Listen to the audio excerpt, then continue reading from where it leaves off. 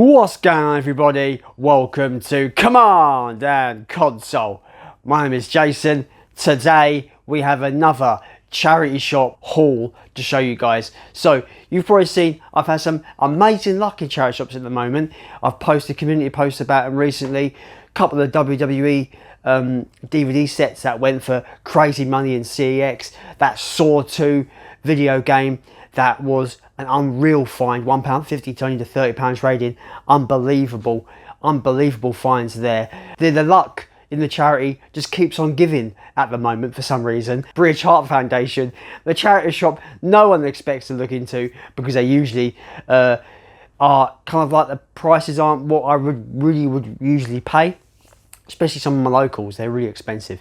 But a new shop has opened in my local town. It's been there for about 6 months. I've completely ignored it because I assumed it was British Heart Foundation. It was going to usually match what CEX sell for and usually like price hike stuff. But no, they sold these for £1 each. There was no trade fodder here. It was all for the collection. And yeah, so let's get on to the charity shop 360 haul of your dreams. Well, my dreams. I'm pretty happy about it. Let's go. 007 Legends. Now, I do want to get the full subset of 007 games on the 360. I originally put up a community poll to ask people, what is your favourite 007 that came out in this generation? There is a subset of Activision 007 titles on the 360 and on PS3. Now, I do want to get the 360 subset of these, but I'm almost there. I've got one left to get. But this is great to add this one to the collection. That's 007 Legends. Again, these are in really nice condition with their manuals. I know nothing about this game. I've heard that it's meant to chronicle all the big moments from the Bond films and kind of like recontextualize them as video game missions, and with Daniel Craig as the Bond in question. So hopefully this will be a bit of fun. I've heard it isn't that great. But you know what I'm like, I like myself bad games, so this might be entertaining. That's 007 Legends. Next up is a big hitter now. Not really like it's a massive expensive game, but for £1, I was so chuffed to get this in the collection. Driver San Francisco. This game is a really odd one because it's your usual driver affair where you're driving around, chasing people, you know, getting into police chases and all this other ilk. But the story is what makes this one odd, where you can basically mind jack into different vehicles and become different drivers in different vehicles at will. Like you can just do it as you like. So it brings a new dynamic to completing missions and doing different chases, because you can just body swap into a different car and carry on the chase and carry on the getaway. It's really cool. This game is really like kind of ahead of its time in terms of really advancing what the driver series is. So it's really entertaining. Really glad to get this one. This was £1. All these games were £1. This one sells for £12 in CEX. So really happy to add this one to the collection as Driver San Francisco.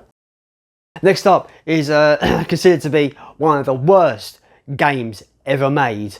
It's a first-person shooter. It stars Mickey Rourke. Yeah, you probably know what I'm talking about, guys. Rogue Warrior. I've only ever seen footage of this game, and it sounds absolutely hilarious. Hearing Mickey Rourke spat out the most vile and vulgar shit ever imaginable in a video game. But I reckon this is going to be just like my kind of janky fun, right? It's going to be my kind of just terrible, if you will. I'm really happy to pick this up for £1 because it's one of those games I think it's going to creep up in price now that the Xbox digital stores are going to be shutting down. I think it's one of those games that is kind of overlooked and kind of like seen as like a really bad game. But these kind of bad games that no one buys are the ones that tend to go up in price, in my opinion. So I'm happy to get this one for £1. Again, it's in really nice condition, complete with manual. Yeah, I'm looking forward to checking this one out. It might be terrible, but it sounds like it's going to be my kind of terrible. That's Rogue Warrior. Next up is something that could be equally terrible, starring another well-known actor, Vin Diesel in The Willman. This could be like a knockoff Fast and Furious kind of game, I suppose. It's got a cool like jumping between car mechanics, unlike Driver San Francisco, and more like you literally are, your character is literally on the bonnet of one car and you dive onto the other car to steal it.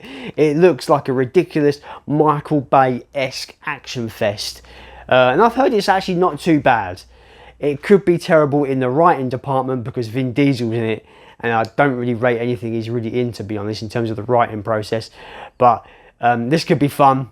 Willman, if you guys played it, let me know. It looks stupid as hell. Next up is a game that I really like. It's a great game. Wasn't really looking to have it in my collection, but for £1, it's going to happily sit in my collection. And there's one plus side to this pickup, that I actually have never seen it in the wild before. I'm talking about a game called Mafia II, and it has its super rare slipcover. I've never ever seen this slipcover in the wild with this game. I don't think I even knew it actually came with a slipcover originally. So this must have been like a limited edition, or maybe a pre-order bonus for the game. But yeah, really chuffed to get this in absolutely immaculate condition, by the way, guys. The actual game is absolutely pristine with the slipcover and the manual. So I'm really happy to get Mafia 2 in the collection. If you've not played this one, guys, it is a fantastic crime, open world crime game. Absolutely fantastic. I think I prefer the first game overall, but this one is still a great sequel to that. If you've not played these games, they are available in a remastered package for the PS4 in a Mafia trilogy box set. You get the remake of Mafia 1, Mafia 2 remastered, and you get Mafia 3 as well. I highly recommend you play all those games. They're all really fun. Mafia 2 for the 360 is definitely a game worth checking out, and to get this for £1 with the slip is just unreal to me. So I'm really happy about that. That's Mafia 2. Next up is a awesome score attack game. I describe this game as similar to Tony Hawk, where you're trying to build up massive combos with your skateboarding, but in this game you're trying to build massive scores and combos by shooting people to death.